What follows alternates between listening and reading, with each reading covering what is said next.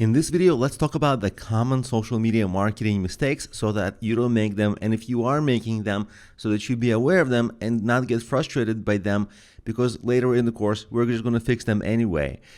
This video is brought to you by EpiPies Academy. So everyone has made this mistake probably because on day one, people just have no particular plan, and all they do is post links to their services or products to their social group of their friends and on their social networks. And then all they do is say, buy, me, buy my stuff, buy, share, do me a favor, all that. And all it does is get your friends irritated, doesn't get new clients, maybe a couple of people buy, but anyway, you run out of platforms to post in like 5 minutes.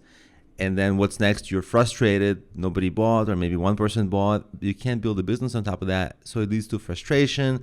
And then you're stuck with the same problem, like, okay, now what to do, right? So then comes the next mistake, because people start hiring cheap freelancers because they think, well, the freelancer knows what they're doing. I'm going to put a hope and a prayer into the freelancer's hand, and hopefully they can get me clients. But there's like millions social media marketing freelancers and these kinds of agencies that claim to be experts, but like they're not that much better than beginners. Most of them are just beginners who just want to make a little money online, and they're struggling maybe just as much as new entrepreneurs are, because in the way they are entrepreneurs, they're small agencies or freelancers, but they don't get results.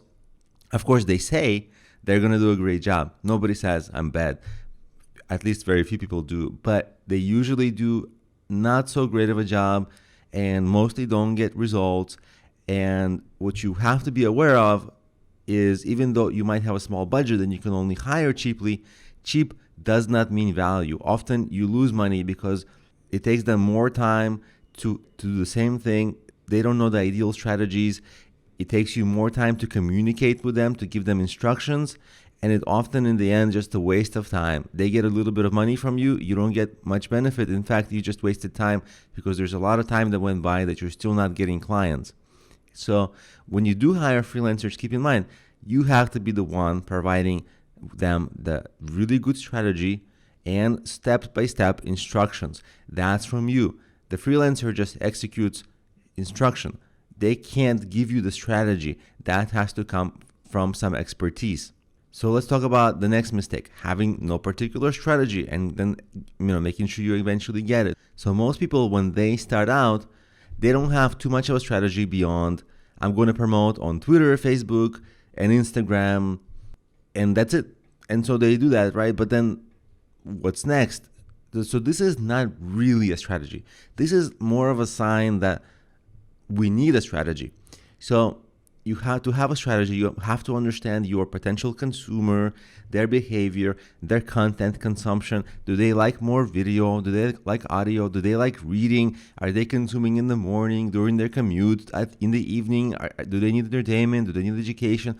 All those kinds of questions. That's how your content posting and creation will follow from that, right? So you have to, based on your consumer, you have to create a long-term plan for content creation, publishing the content, posting the content. So basically what it is you need a long-term professional approach to this. And ideally you would get coached or take courses or learn. So you are taking a course, which is fantastic. So good job on that, because you have to sort of get some expertise before you can know which strategy will work for you, because everybody will tell you differently. And so you have to learn first.